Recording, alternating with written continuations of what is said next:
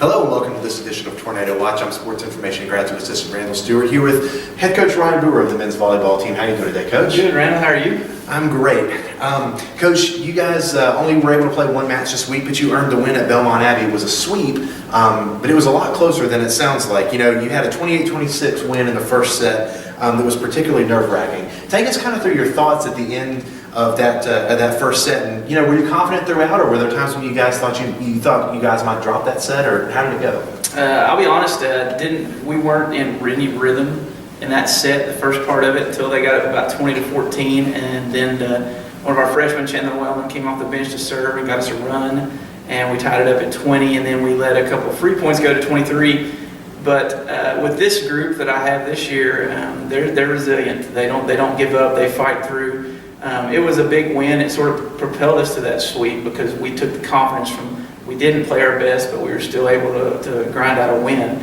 And, you know, a little frustrating at first, but at the end, I think we've practiced a lot on situations of end of games, and it's starting to pay off a little bit.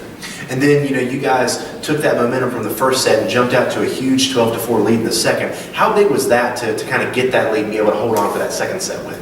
Well, it was good. I think it deflated Belmont Abbey to start that second set where we had taken that first set victory. And then we, you know, took it and then just sort of put it in side-out mode and won that set. Let them have a couple runs, which wasn't a coach's favorite, but to make it a little more stressful because I always want to beat them by as much as we can. But we did hold on for the victories, and it was good for us. And then talk about the third set, too. That one had 12 ties and 8 lead changes. It was back and forth the whole way before you guys were able to kind of pull away at the very end. What was going on in that set? It was well contested. I don't feel like we played our best ball Saturday, but I felt like we had heart, and it was showed in the win. Had a lot of people step up and play well. Vegas had a great game. Matthew Lychok.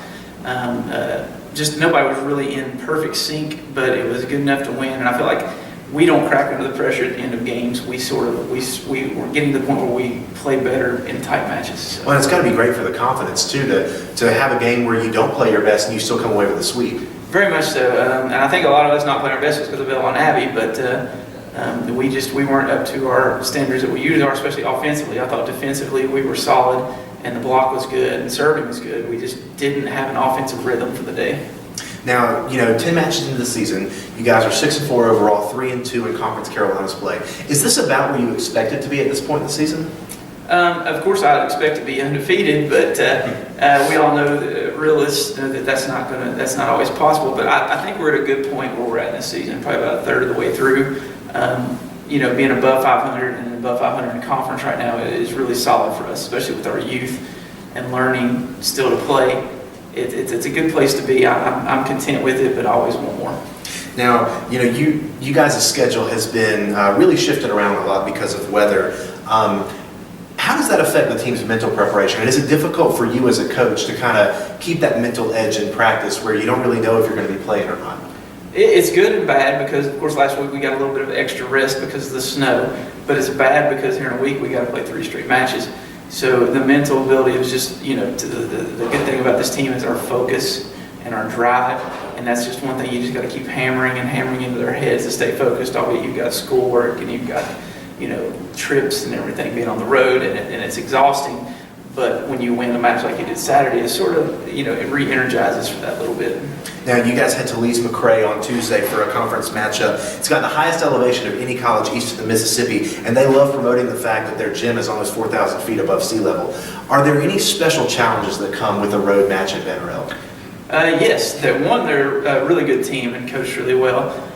Two, the gym has a low ceiling, which is difficult because the elevation does and the air affects the ball travel. The ball will float more, the ball will move more up in Banner Elk. And I don't know if it's mental with us or if it's just a true fact, but I do feel like it does.